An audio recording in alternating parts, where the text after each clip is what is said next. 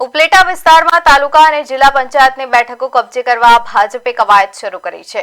ભાજપના ધારાસભ્ય મહેન્દ્ર પાડલિયા પ્રત્યે ખેડૂતોમાં રોષ હોવાના કારણે ભાજપે માસ્ટર સ્ટ્રોક લગાવ્યો છે। મહેન્દ્ર પાડલિયા સામે નારાજગી ધરાવતા ખેડૂતો અને સહકારી આગેવાનોને ચૂંટણીમાં સક્રિય કરવા ભાજપે જામકરડોંડાના ધારાસભ્ય અને સહકારી આગેવાન જયેશ રાદડિયાને મેદાનમાં ઉતાર્યા છે। ધોરાજીના સુપેડી ગામ ખાતે તેમની ઉપસ્થિતિમાં સહકારી સંમેલન યોજાયું। આ પ્રસંગે જયેશ રાદડિયાએ કોંગ્રેસ પર શાબ્દિક પ્રહારો કરતા તેને ખેડૂત વિરોધી ગણાવ્યા હતા। તેમણે આરોપ કર્યો કે કોંગ્રેસે જનતાનું શોષણ કર્યું છે। જિલ્લા ભાજપ પ્રમુખ અલ્પેશ ઢોલરિયાએ પણ કોંગ્રેસ પર જાતિ આધારિત રાજનીતિ કરવાનો આક્ષેપ કર્યો હતો।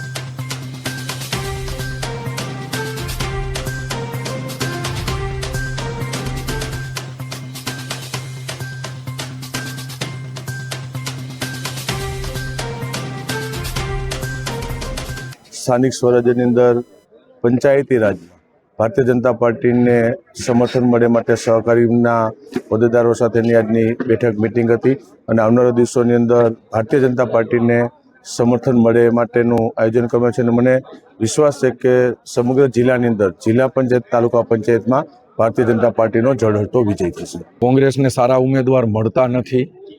અ બ ક ગમે એને ખાના પૂર્તિ કરવા માટે ઊભા રાખે છે। પછી જ્ઞાતિ જાતિની વાત કરી વેરઝેર ઊભા કરી સમાજ વચ્ચે અને મત લેવાના પ્રયત્ન કરે છે। પણ ગુજરાતની પ્રજા સૌરાષ્ટ્રના લોકો એ વેપારી પ્રજા છે। આપણે લોકો જાણીએ છીએ કોંગ્રેસને, એટલે કોંગ્રેસને જાકારો મળશે એનો મને વિશ્વાસ છે।